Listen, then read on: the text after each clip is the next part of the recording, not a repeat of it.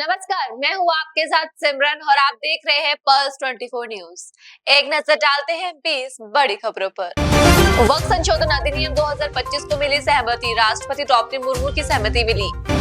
कोलकाता में भारत के पूर्व राष्ट्रपति रामनाथ कोविंद का बयान, रामनवमी का पवित्र पर्व देश का त्योहार है, हमें इसको मिलकर मनाना चाहिए। रामनवमी का पवित्र पर्व देश का त्योहार है, देश का पर्व है। इसको हम सब लोगों को मिलजुल करके मनाना चाहिए। एक ही जो राम हुए हैं, मर्यादा पुरुषोत्तम राम, आज जो देश भारत विकसित देशों की श्रेणी में आ रहा है, उसके पीछे यदि एक ही फिलॉसफी है, एक ही मंत्र है, तो वो राम के आदर्श, और उन्हीं आदर्शों पर देश चल रहा है। मैं इस पवित्र त्योहार पर सभी भारतवासियों को अपनी शुभकामनाएं और बधाई देता हूं। श्रीलंका में प्रधानमंत्री मोदी और श्रीलंका के राष्ट्रपति ने महो अनुराधापुरम रेलवे लाइन के लिए सिग्नलिंग सिस्टम का किया शुभारंभ। ये परियोजना भारत सरकार की ओर से समर्पित है। नागपुर में बीजेपी के स्थापना दिवस समारोह का आयोजन, सीएम देवेंद्र फडणवीस, केंद्रीय मंत्री नितिन गडकरी हुए शामिल। गुवाहाटी में सीएम हेमंत बिस्वा शर्मा का बयान, बीजेपी ने देश को 2 प्रधानमंत्री दिए हैं, प्रधानमंत्री मोदी का तीसरा कार्यकाल हमारे लिए अभूतपूर्व सफलता है। हुए थे 2 देश को प्रधानमंत्री देने में भारतीय जनता पार्टी सफल हुए है। प्रधानमंत्री नरेंद्र मोदी जी का तृतीय कार्यकाल हमारे लिए एक अभूतपूर्व सफलता है। आज देश का 21 प्रदेश में भारतीय जनता पार्टी या एनडीए का शासन है। देश का 70% भूखंड में भारतीय जनता पार्टी या हमारे एनडीए ने सुशासन का एक नया परंपरा शुरू किए है। हमारे असम में भी आज भारतीय जनता पार्टी का एक बहुत बड़ा लोकप्रियता हासिल करने में हमने सफल हुए हैं। आज प्रतिष्ठा दिवस का ये क्षण में मैं भारतीय जनता पार्टी की राष्ट्रीय अध्यक्ष जेपी नड्डा जी और हमारे तमाम कार्यकर्ता को मैं शुभ संदेश देता हूं, और मैं यही भगवान को प्रार्थना करूंगा कि भारतीय जनता पार्टी को भगवान आशीर्वाद करे, शक्तिशाली करने के लिए हमें आशीर्वाद करे, और भारत को विश्व गुरु बनाने का जो हमारे संकल्प है, वो संकल्प कामयाब करने के लिए हमें प्रेरित करे, उत्साहित करे, हमें आशीर्वाद दे। हरियाणा के सीएम नायब सिंह सैनी ने पार्टी के स्थापना दिवस समारोह के अवसर पर नए बीजेपी कार्यालय का किया उद्घाटन। बीजेपी के कई कार्यकर्ता साथ में रहे मौजूद। दिल्ली की सीएम रेखा गुप्ता ने बीजेपी स्थापना दिवस के समारोह पर हुई शामिल। कहा, हमने हमेशा देश प्रथम और पार्टी को दूसरे स्थान पर रखा है। हमने हमेशा देश प्रथम, पार्टी द्वितीय और अपने आप को आखिरी में रख करके इस सिद्धांत का अनुपालना की है, और देश हमारे लिए हमेशा प्रथम रहा है और रहेगा। आज सरकार के माध्यम से हम दिल्ली की प्रगति के लिए, देश की प्रगति के लिए काम करने वाले हैं। आज पूरा संगठन एकजुट होकर के समाज के जितने भी वर्ग दिल्ली में रहते हैं, उन सब के हितों की रक्षा करते हुए सरकार काम करे, और उसमें हम सब मिलकर के अपनी पार्टी के सिद्धांतों को उसमें लागू करेंगे। हमारे जितने मार्गदर्शक रहे, आदरणीय पंडित दीनदयाल जी, श्यामा प्रसाद मुखर्जी जी, अटल बिहारी वाजपेयी जी, सबने जिस तरीके से हम सबको गठित किया कि हमें समाज के लिए काम करना है। भारतीय जनता पार्टी का एक ही ध्येय है कि समाज हित में अपने आप को रमा देना है। आज दिन के 15-15, 16-16 घंटे पार्टी के कार्यकर्ता लगातार काम कर रहे हैं। हमारी प्रदेश की टीम, आदरणीय अध्यक्ष जी, सब लोग लगे हैं कि कैसे दिल्ली को इसके वापस जो वैभव था उस पे लौटा पाए, और हम सब एक बार फिर से इस ध्वज के नीचे खड़े होकर ये प्रण लेते हैं कि आदरणीय प्रधानमंत्री नरेंद्र मोदी जी के नेतृत्व में, हमारे राष्ट्रीय अध्यक्ष जेपी नड्डा जी के नेतृत्व में पूरी भारतीय जनता पार्टी जनहित के कार्यों में अपने आप को सदैव लगा के रखेगी, काम करेगी, और सदैव देश का नाम रोशन हो, भारत विश्व गुरु बने, इसके लिए कार्य करते हुए आगे बढ़ेंगे। सूरत में केंद्रीय मंत्री CR पाटिल ने मनाया स्थापना दिवस। बीजेपी के एक कार्यकर्ता में बना हुआ उत्साह। आज भारतीय जनता पार्टी का स्थापना दिन है। भारतीय जनता पार्टी के एक कार्यकर्ता में आज उत्साह अब सबको दिख रहा होगा। भारतीय जनता पार्टी के स्थापना के बाद इतने सालों तक कई कार्यकर्ता और नेताओं ने जो योगदान दिया है, इसके कारण आज पार्टी लोगों के मन में बसी है। माननीय प्रधानमंत्री श्री नरेंद्र भाई मोदी साहब ने सरकार बनाने के बाद जिस तरह से लोगों की चिंता की है, लोगों के लिए योजना बनाई है और योजना का लाभ उन्हें मिले, उसके लिए जो कोशिश की है, उसी के कारण लोगों को भी लगता है कि भारतीय जनता पार्टी सत्ता प्राप्त करके सत्ता के माध्यम से लोगों की सेवा करना चाहती है। और आज पूरी दुनिया में सबसे बड़ी पॉलिटिकल पार्टी, सबसे ज्यादा मेंबरशिप जिस पार्टी के पास है वैसी पार्टी, और संपूर्ण पारदर्शक तरीके से पार्टी की जो सिस्टम चलती है, उसके लिए भारतीय जनता पार्टी के कार्यकर्ता उसके लिए पूरी कोशिश करते हैं कि विश्वास का वातावरण बना रहे, लोगों के प्रति उनका जो कमिटमेंट है वो भी दिखता रहे, उसके लिए हम सब मिलकर कोशिश करते हैं। माननीय प्रधानमंत्री श्री नरेंद्र मोदी साहब ने एक सरकार कैसी चलती है और सरकार के द्वारा देश के लोगों की आशा, आकांक्षा, अपेक्षा कैसे पूर्ण की जाती है, एक पॉलिटिकल पार्टी के नेता होने के बावजूद संगठन में मजबूताई लाने के बाद सरकार को भी उन्होंने उसी तरह तैयार किया, उसी तरह बनाया। वक्फ संशोधन विधेयक को राष्ट्रपति द्रौपदी मुर्मू की मंजूरी मिलने पर बयानबाजी। बीजेपी सांसद जगदम्बिका पाल ने कहा, अगर ये असंवैधानिक कानून था तो राहुल गांधी को संसद में खड़ दर खड़ ये कहना चाहिए था, जो संशोधन किया जा रहा है वह असंवैधानिक है। अगर असंवैधानिक कानून था तो देश की पार्लियामेंट के फोरम पे राहुल गांधी को क्लॉज बाय क्लॉज कहना चाहिए था कि ये जो अमेंडमेंट हो रहा है उसमें ये जो सेक्शन है वो सेक्शन असंवैधानिक है। तो या तो उन्हें नॉलेज नहीं, उन्हें ज्ञान नहीं है कि वक्फ के संशोधन में जो क्लॉज बाय क्लॉज कहना चाहिए था कि ये जो अमेंडमेंट हो रहा है उसमें ये जो सेक्शन है वो सेक्शन असंवैधानिक है। तो या तो उन्हें नॉलेज नहीं, उन्हें ज्ञान नहीं है कि वक्फ के संशोधन में जो आया था सरकार के द्वारा, उस पे उन्होंने कोई न सुझाव दिया, न कोई आलोचना किया, न कोई अपने तर्क दिए, न कोई तर्क प्रियंका ने दिया और न कोई तर्क राज्यसभा में सोनिया गांधी ने दिया। केवल ये कह देना, लोकसभा के ऊपर बयान दे देना उनका, सोनिया गांधी का, कि बुलडोज करके आजादी के बाद से 2:30 बजे रात तक, 11 बजे दिन से 2:30 बजे रात तक लोकसभा में चर्चा हुई संशोधन विधेयक पर और 3:30 बजे 4 बजे रात तक राज्यसभा में चर्चा। हरियाणा के सीएम नायब सिंह सैनी का बयान। पीएम मोदी के हरियाणा दौरे पर बोले सीएम सैनी, कहा प्रधानमंत्री मोदी बाबा साहेब भीमराव अंबेडकर की जयंती के अवसर पर हरियाणा में विकसित भारत की एक मजबूत नींव और कार्यों को गति देने के लिए आ रहे हैं। आज की जो बैठक थी, देश के यशस्वी प्रधानमंत्री आदरणीय नरेंद्र मोदी जी भारत रत्न बाबा साहेब भीमराव अंबेडकर जी की जयंती के अवसर पर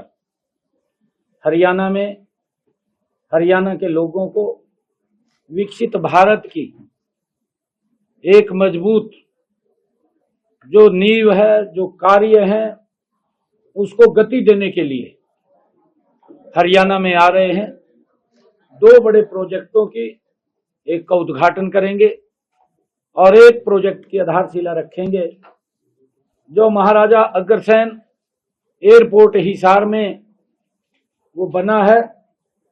वहां से लोगों को प्लेन के माध्यम से, एयर के माध्यम से यात्रा सुविधा मिलनी शुरू हो जाएगी। उसका शुभारंभ देश के यशस्वी प्रधानमंत्री नरेंद्र मोदी जी 14 तारीख को करेंगे। 2 बड़े कार्यक्रम। दूसरा कार्यक्रम यमुनानगर में, जहां पर 800 मेगावाट का एक बिजली संयंत्र की यूनिट वो लगेगी, जिसके ऊपर 7,772 करोड़ रुपए का खर्चा आएगा, उसका शिलान्यास करेंगे। 2 बड़ी परियोजनाएं बाबा साहेब भीमराव अंबेडकर जी की जयंती के अवसर पर हरियाणा प्रदेश के लोगों को समर्पित करने के लिए देश के यशस्वी प्रधानमंत्री नरेंद्र मोदी जी आ रहे हैं।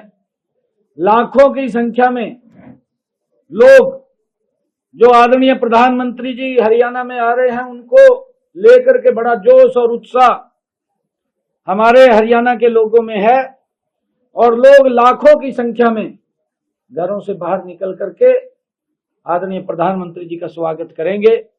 उसको लेकर के आज एक बैठक का आयोजन हमने यहां पर किया था।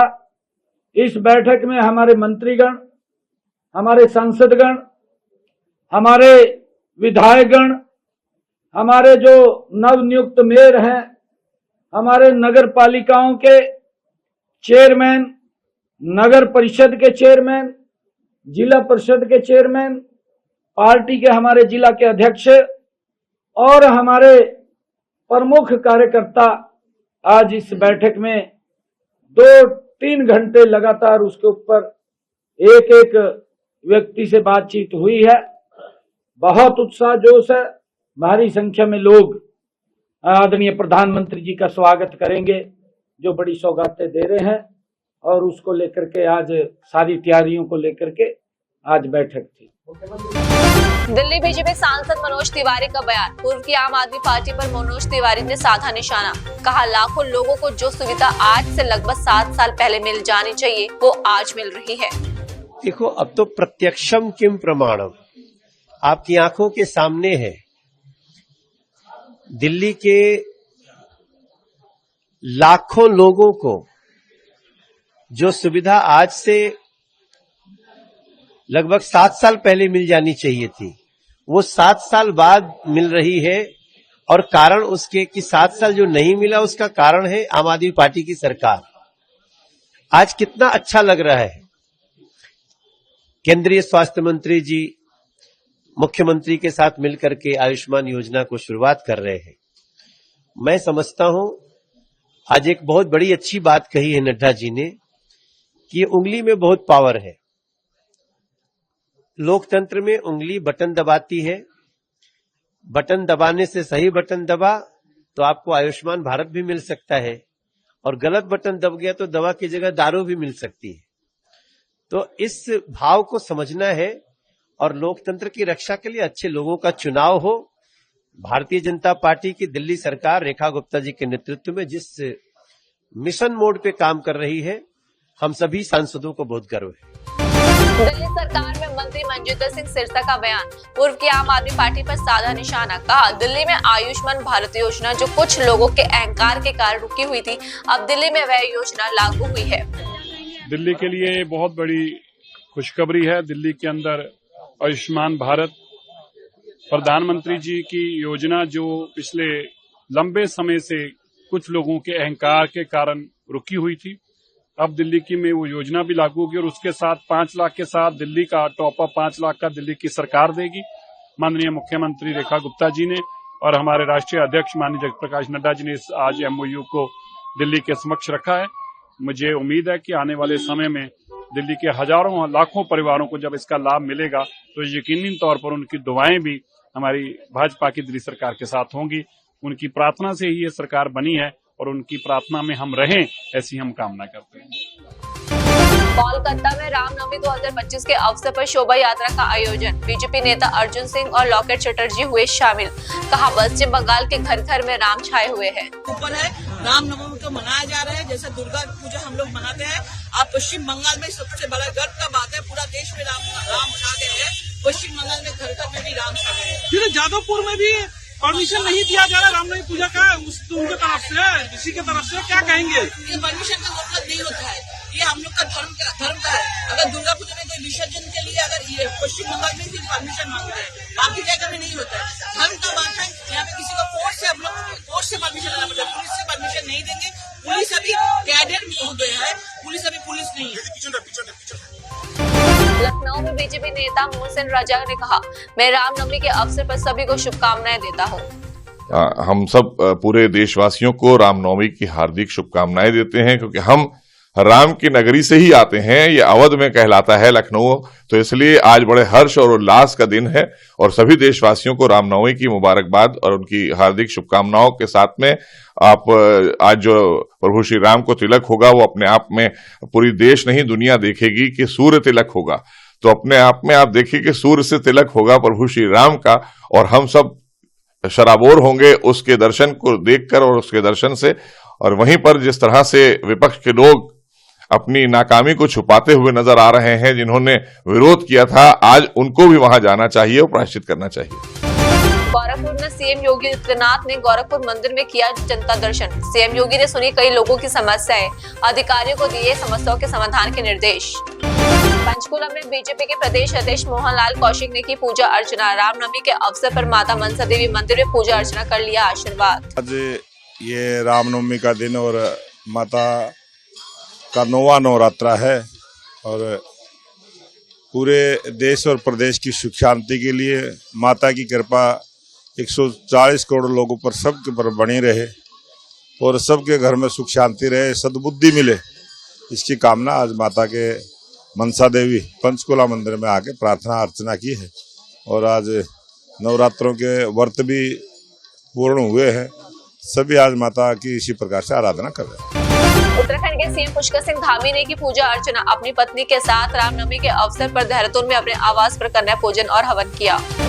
गोरखपुर में गोरखनाथ मंदिर से नशा मुक्ति के लिए विशेष अभियान। सीएम योगी ने विशेष वाहनों को दिखाई हरी झंडी। गोरखपुर में सीएम योगी आदित्यनाथ ने कहा, गोरखपुर अब वो सिटी नहीं है जो कभी अपराध के गढ़ के रूप में जाना जाता था।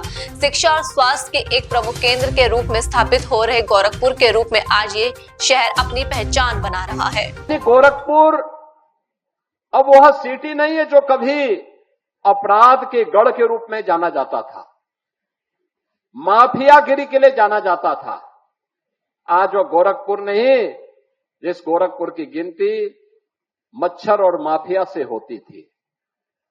आज गोरखपुर महायोगी भगवान गोरक्षनाथ की पावन साधना स्थली के रूप में, गीता प्रेस के बेहतरीन साहित्यिक सनातन धर्म के साहित्य केंद्र के रूप में और विरासत और विकास के एक अद्भुत समागम को आगे बढ़ाने वाले, विकास की बेहतरीन सोच के साथ शिक्षा और स्वास्थ्य के भी एक प्रमुख केंद्र के रूप में स्थापित हो रहे गोरखपुर के रूप में आज हमारा शहर अपनी पहचान बना रहा है।